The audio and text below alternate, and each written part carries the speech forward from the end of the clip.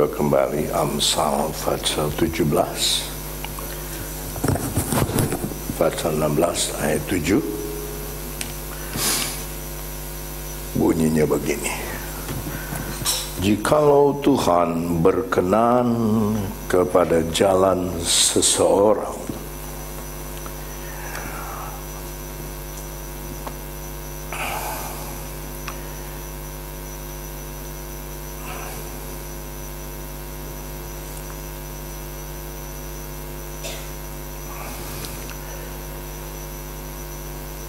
maka musuh orang itu pun didamaikannya dengan dia.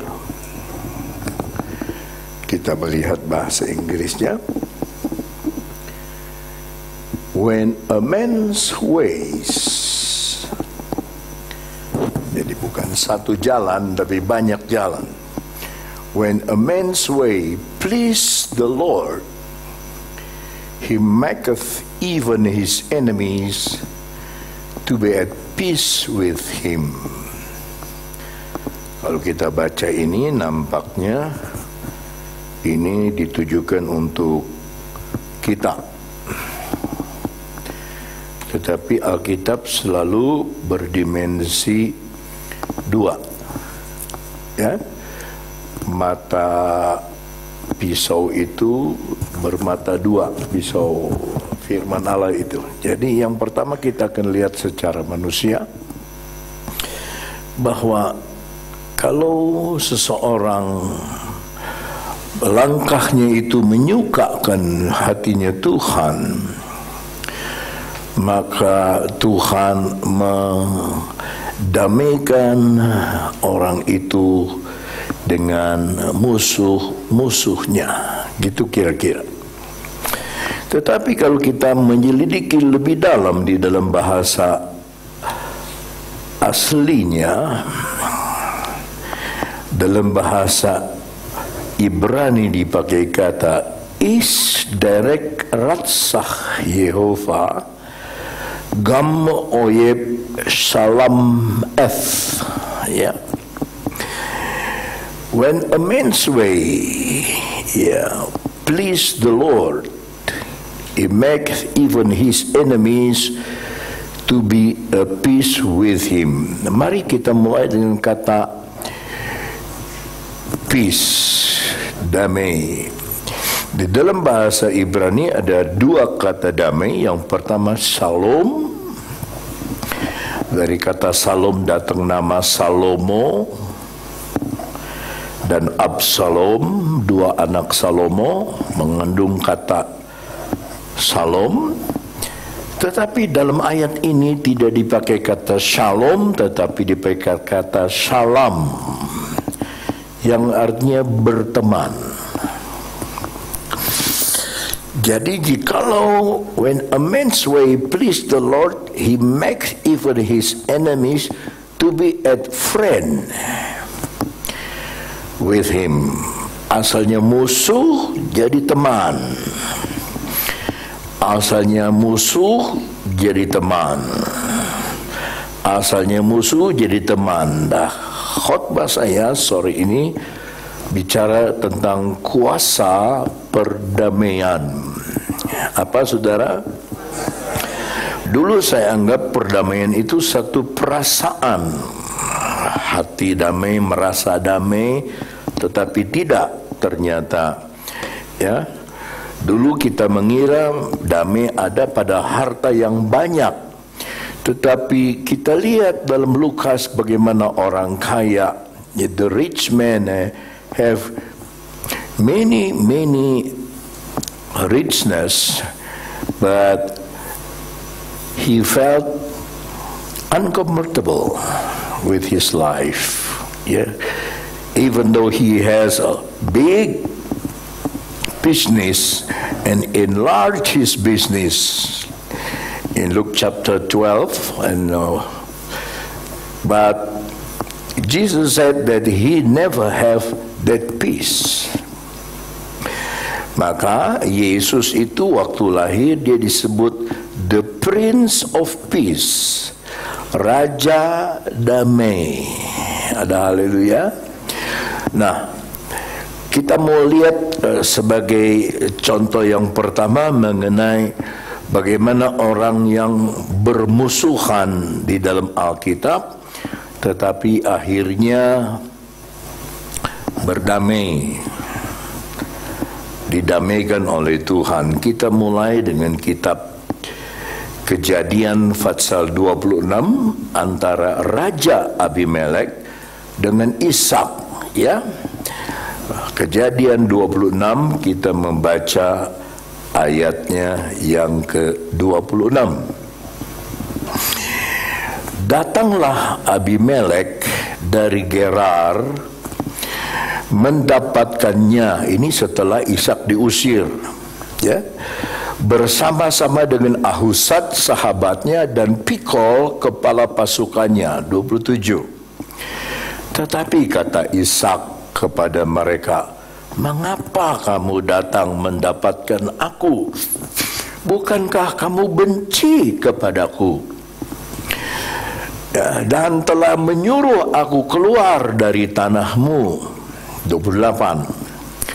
Jawab mereka, kami telah melihat sendiri bahwa Tuhan menyertai engkau. Haleluya. Sebab itu kami berkata, baiklah kita mengadakan sumpah setia. Asalnya dia kasih sumpah serapah, sekarang sumpah setia antara kami dan engkau, dan baiklah kami mengikat perjanjian dengan engkau. 29. Bahwa engkau tidak akan berbuat jahat kepada kami. Justru dia yang berbuat jahat sama Ishak, tapi engkau tidak akan berbuat jahat. Seperti kami tidak mengganggu engkau, dan seperti kami semata-mata berbuat baik kepadamu dan membiarkan engkau pergi dengan damai. Bukankah engkau sekarang yang diberkati Tuhan? 30. Kemudian Ishak mengadakan perjamuan. Kata perjamuan artinya Ishak berteman dengan musuhnya. Yang percaya berkata amin. Asalnya benci sekali. Nah, kita lihat kebencian itu di dalam ayatnya yang ke-12 dulu, dalam ayat 12. 26 ayat 12. Kemudian Ishak maka menaburlah Ishak di tanah itu, dan dalam tahun itu juga ia mendapat hasil 100 kali lipat, sebab ia diberkati Tuhan. 13. Dan orang itu, Ishak, menjadi kaya, bahkan kian lama kian kaya, sehingga ia menjadi sangat kaya. 14. Ia mempunyai kumpulan kambing, domba dan lembu, sapi, serta banyak anak buah, sehingga orang Filistin itu cemburu kepadanya. Kita lompat mundur kepada ayat 1. Dalam ayat 1 timbul kelaparan negeri itu.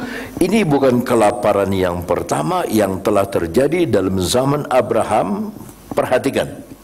Sebab itu, sebab kelaparan itu, sebab kesulitan itu, sebab naiknya harga-harga, sebab kesukaran itu, ya,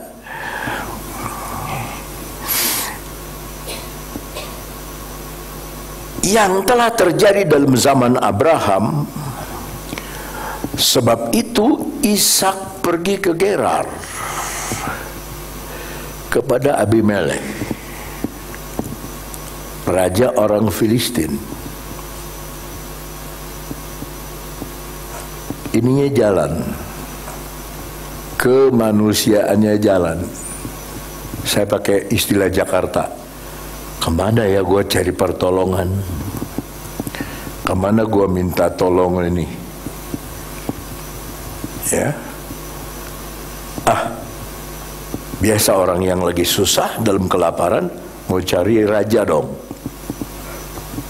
mau cari ong, ya, mau cari orang yang kaya. Apa mau kerja, apa mau pinjam uang, cari bapak raja. yang satu kekurangan. Ini supaya kita tidak lupa diri waktu diberkati. Ayat 2. Ayat 2. Ayat 2. Lalu Tuhan menampakkan diri kepadanya serta berkata, apa? Janganlah pergi ke Mesir. Gerar itu bagian dari Mesir. Diam di negeri yang akan kukatakan kepadamu. Sama sekali beda pikiran Tuhan dengan pikiran kita. Pikiran kita memikirkan yang luar. Wah, ini orang kaya nih. Tapi Tuhan lihat dalamnya. Biarpun kaya, ini raja jahat sekali. Jangan. Nah, yang membuat hati Tuhan senang, ayat 3. Tinggal di negeri ini sebagai orang asing. Tinggal sebagai wakyau, orang asing. Maka aku akan menyertai engkau dan memberkati engkau, sebab kepadamu dan kepada keturunanmu akan kuberikan seluruh negeri ini, dan aku akan menepati sumpah yang telah kuikrarkan kepada Abraham ayahmu. Ayat 4. Aku akan membuat banyak keturunanmu seperti bintang di langit. Aku akan memberikan kepada keturunanmu seluruh negeri ini, dan oleh keturunanmu semua bangsa di bumi akan mendapat berkat. 5. Karena Abraham telah mendengarkan firmanku, karena bapakmu telah mendengarkan firmanku dan memelihara kewajibannya. Orang itu jangan cuma mau dapat berkat, tapi ada kewajibannya, yaitu segala perintah, ketetapan dan hukumku diturut. 6. Ini yang menyenangkan hati Tuhan. Jadi tinggallah Ishak di Gerar, tidak jadi ke Mesir. Dia di tempat seorang raja yang membenci dia. Nah, kita lompat kepada ayat 15. Dalam ayat 15, 14 dulu. Ya, 15 betul. Sorry. Segala sumur, all the wells, yang digali dalam zaman Abraham ayahnya oleh hamba-hamba ayahnya telah ditutup. Jahat bukan? Ini karakter orang dunia. Ditutup. Pintu orang ditutup. Rezeki orang ditutup. Koki orang diambil. Oleh hamba-hambanya ayahnya telah ditutup oleh orang Filistin dan ditimbun dengan tanah. Coba lihat ayat 16. Lalu kata Abimelek kepada Ishak, pergi, diusir dari tengah-tengah kami, sebab engkau telah menjadi jauh lebih berkuasa daripada kami. Diusir, benci dia. Setiap kali kita diberkati Tuhan, akan ada seorang, satu keluarga, satu kelompok yang tidak suka kepada kita. Ingat ini dalam hati saudara. Waktu kita diberkati Tuhan, waktu kita disayang Tuhan, waktu kita diberkati Tuhan, akan ada orang iri. Dan karena iri, mungkin sumur kita ditutup, diusir kita, dibuang. Kita dapat bagian yang kecil. Kita disuruh jauh dari tempat mereka. Tapi itulah yang membuat Tuhan senang. Lalu tinggallah Ishak di Gerar, artinya dia dengar-dengaran kepada perintah Tuhan. Kalau kita kembali kepada Kejadian 12 ayat 1, berfirmanlah Tuhan kepada Abraham, ini kepada bapaknya Ishak, pergilah dari negerimu dan dari sanak saudaramu dan dari rumah bapamu ke negeri yang akan kutunjuk kepadamu. Sama perintahnya. Jadi firman yang datang sama ayah kita, itu datang sama kepada kita. Firman yang datang kepada kita akan sama untuk anak kita, akan berlaku sama. Ayat 2, aku akan membuat engkau menjadi bangsa yang besar, sama. Dan memberkati engkau serta membuat namamu masyhur, sama. Dan engkau akan menjadi berkat, sama. Ayat 3. Nah ini yang tidak disebut kepada Ishak. Aku akan memberkati orang yang memberkati engkau, dan mengutuk orang-orang yang mengutuk engkau. Dan olehmu semua kaum di muka bumi akan mendapat berkat. Bapak sudah mati, Ishak hidup, sama janjinya Tuhan. Ya, sama janjinya Tuhan. Coba jabat tangan minimal 3 orang, boleh berdiri dan berkata, janji Tuhan selalu sama.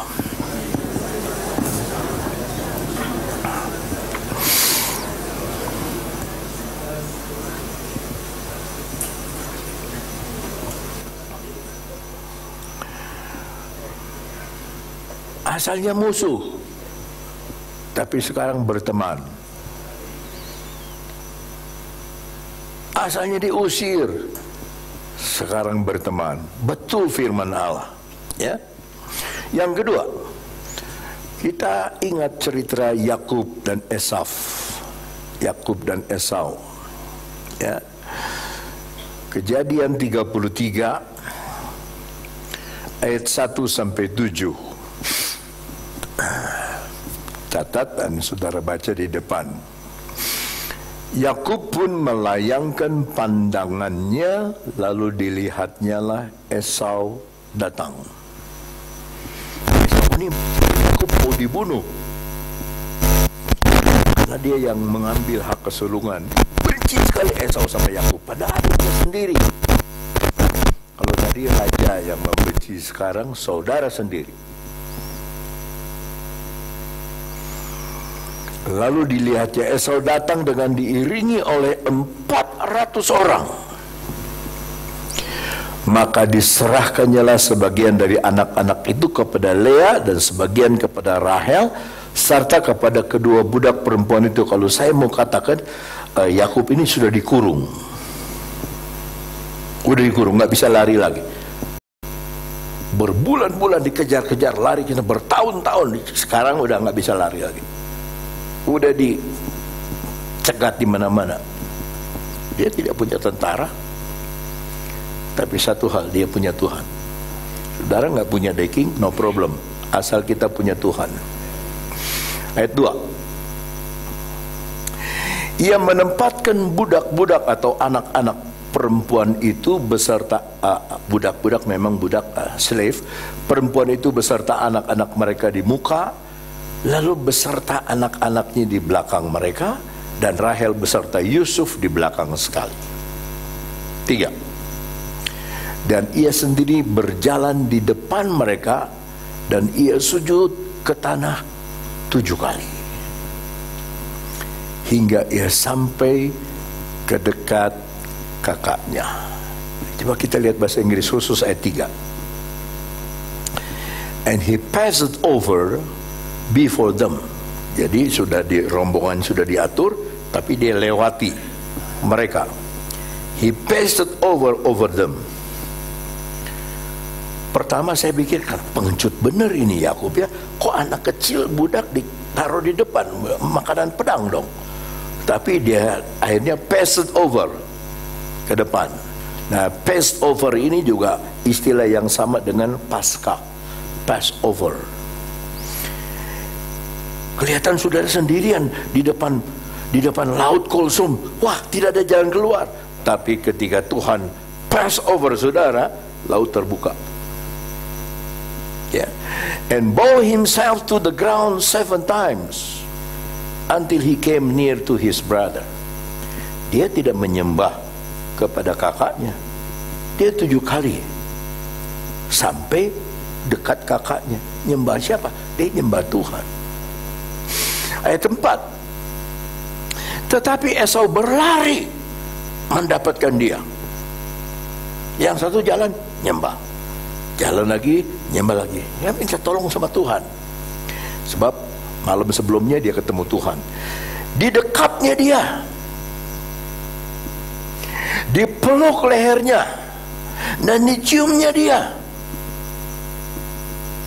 Lalu bertangis-tangisanlah mereka. Jikalau jalan seseorang menyenangkan hati Tuhan, didamaikannya oleh Tuhan mereka, sehingga dengan musuh menjadi teman. Lalu dipeluk lehernya dan diciumnya dia. Lalu bertangis-tangisanlah. Bertahun-tahun punya kebencian, sekejap mata berubah. Itu Tuhan punya kuasa. Karena Yakub sudah menurut. Kamu jangan lari lagi, Yakub. Namamu siapa? Waktu di Sungai Yabok, nama saya Yakub, artinya penipu, cong tipo, ya, sancipa. Udah sama-sama deh. Nama saya Yakub. Jangan disebut lagi itu. Namamu Israel. Namamu Israel, karena kamu sudah jadi pahlawan. Kamu sudah menang di atas manusia dan di atas malaikat Tuhan. Sudah menang. Dan dia nurut sama Tuhan. Dia hadapi persoalan. Saudara tidak akan mengalami kemenangan kalau saudara menjauhi persoalan. Persoalan akan tetap jadi persoalan kalau saudara tetap jauhi. Saudara harus hadapi. Kalau saudara menghadapi, percaya kepada Tuhan, pasti Tuhan akan menolong. Ya. Lalu bertangis-tangisanlah mereka. Ayat 5. Kemudian Esau melayangkan pandangnya, dilihatnya perempuan-perempuan dan anak-anak itu. Yakub, Esau, Yakub, perempuan, anak-anak. Ya, sekarang betul. Tadi anak di depan sama itu perempuan, dia di belakang sendirian, tapi dia pass over ke depan. Dilihatnya lah perempuan dan anak itu, lalu ia bertanya, siapa orang-orang yang beserta engkau itu? Jawab Yakub, anak-anak yang telah dikaruniakan Allah kepada hambamu ini. Dia nggak bilang adikmu ini, hambamu ini. 6. Sesudah itu mendekatlah budak-budak perempuan beserta anak-anaknya, lalu mereka sujud. Berikut 7. Mendekat jugalah Lea beserta anak-anaknya dan mereka pun sujud. Kemudian mendekatlah Yusuf beserta Rahel dan mereka juga sujud. 8. Berkatalah Esau, apakah maksudmu dengan seluruh pasukan yang telah bertemu dengan aku tadi? Jawabnya, untuk mendapat kasih Tuanku. Kita lihat bahasa Inggrisnya. And he said, what meanest thou by all this drove which I met? Bukan pasukan tadi, ini yang perempuan-perempuan jejer satu-satu sama anak-anak ini. Untuk apa? And he said, kalau kita pasukan kan tentara, kalau ini bukan. What meanest thou by all this drove? Drove ini semua yang ngikut kamu, yang didatangkan kepadaku. And he said, these are to find grace. Ini untuk mendapatkan anugerah, mendapatkan kasih karunia in the sight of my Lord. Dia sebut ini tuannya, bukan koko. Firman Tuhan bilang, siapa merendahkan diri, dia akan ditinggikan. Asalnya dia bilang hambamu. Ya. Ayat 9. Tetapi kata Esau, aku punya banyak. Adikku disebut adik. Walaupun disebut saya hamba, walaupun dia sebut Tuhan, disebut adik sekarang. Lihat, asalnya musuh, asalnya benci, sekarang dijadikan saudara lagi, dijadikan teman lagi. Karena Yakub menurut sama Tuhan, ya, kewajiban Yakub dilakukannya. Adikku, peganglah apa yang ada padamu. Saya punya banyak, Dek. Koko punya banyak, sudah buat Dede aja. Tapi apa jawab Yakub? Ayat 10. Tetapi kata Yakub, jangan kiranya demikian. Jikalau aku telah mendapat kasihmu, terimalah persembahanku. Dalam sebuah peperangan, orang yang kalah memberikan persembahan, memberikan gift, memberikan upeti, ya, dari tanganku, karena memang melihat mukamu adalah bagiku serasa melihat wajah Allah. Kalau saudara belum bisa melihat orang yang membenci saudara seperti Yesus mukanya, kita belum jadi Kristen. Orang yang benci kepada kita, kita waktu lihat dia seperti Yesus.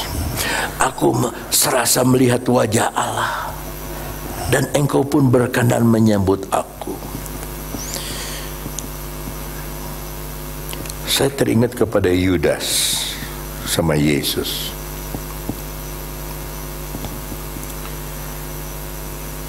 Waktu Yesus 1 minggu sebelum dia menderita masuk ke Yerusalem, orang pakai kain-kain ditaruh di jalan dan bilang Hosana. Yudas ikut tersenyum. Hosana. Yudas ikut tersenyum karena dia pikir Yesus akan jadi raja.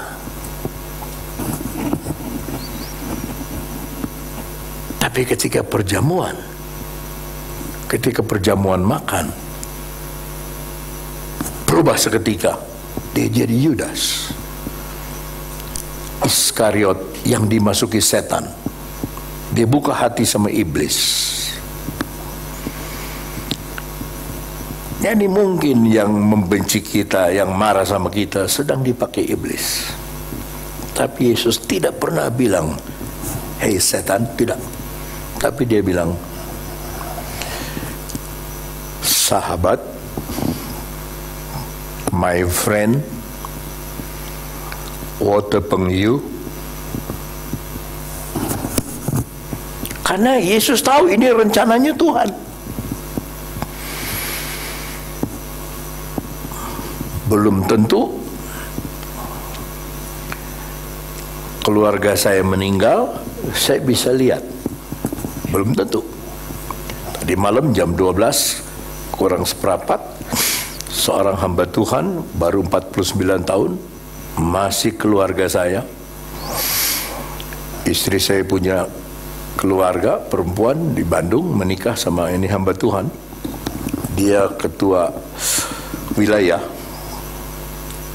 Stroke, muntah asalnya. Dokter bilang harus ke rumah sakit, dia nggak mau. Dia pulang muntah, stroke. Tidak lama meninggal. 49 tahun. Istri saya tadi pagi jam 6 berangkat ke sana karena dia tahu saya tidak akan kuat. Ya, sakit pinggangnya itu, bengkak kakinya itu, bolak-balik.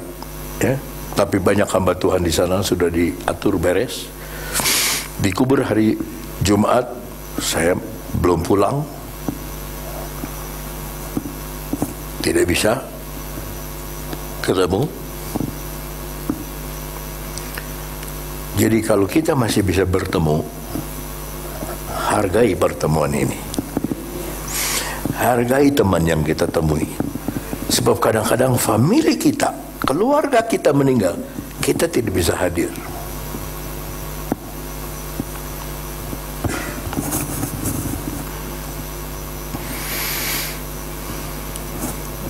ayat 11. Terimalah kiranya pemberian tanda salamku ini. Betul kata Amsal tadi. Damai itu salam, bukan salam. Salam, tanda pertemanan ini yang telah kubawa kepadamu, sebab Allah telah memberi karunia kepadaku dan aku pun mempunyai segala-galanya. Lalu dibujuk-bujuknya lah Esau sehingga diterimanya. Esau lihat ini orang memberi dengan tulus hati, bukan basa-basi. Ini orang memberi bukan untuk dihormati. Ini orang memberi bukan untuk dihargai. Ini orang memberi bukan untuk hayang kapuji. Dia memberi dengan tulus hati. Dia terima. Tuhan terima pemberian yang saudara beri dengan tulus hati. Matius pasal 7 ayat 1. Jangan kamu menghakimi. Ayat 11.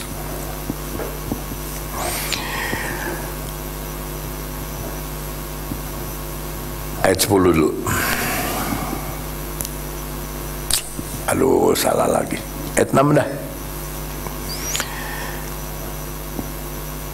Jangan kamu memberikan barang yang kudus kepada anjing, dan jangan kamu melemparkan mutiaramu kepada babi supaya jangan dipinjak-injaknya dengan kakinya lalu ia berbalik mengoyak kamu. Matius 6 ayat 1. Ingat, jangan kamu melakukan kewajiban agamamu di hadapan orang supaya dilihat mereka. Karena jika demikian kamu tidak beroleh upah dari Bapakmu yang di surga. 2. Jadi apabila engkau memberi sedekah, jangan engkau mencanangkan hal itu seperti yang dilakukan orang munafik di rumah-rumah ibadat dan di lorong-lorong supaya mereka dipuji orang. Aku berkata kepadamu, sesungguhnya mereka sudah mendapat upahnya. 3. Tetapi jika engkau memberi sedekah, jangan diketahui tangan kirimu apa yang diperbuat tangan kananmu. Ini kata bersayap dari Yesus, bahwa memberi harus tulus datang dari hati. Tahu nggak saudara bahwa diperdamaikan dengan Allah oleh kematian anaknya? Bukan karena perbuatan baik.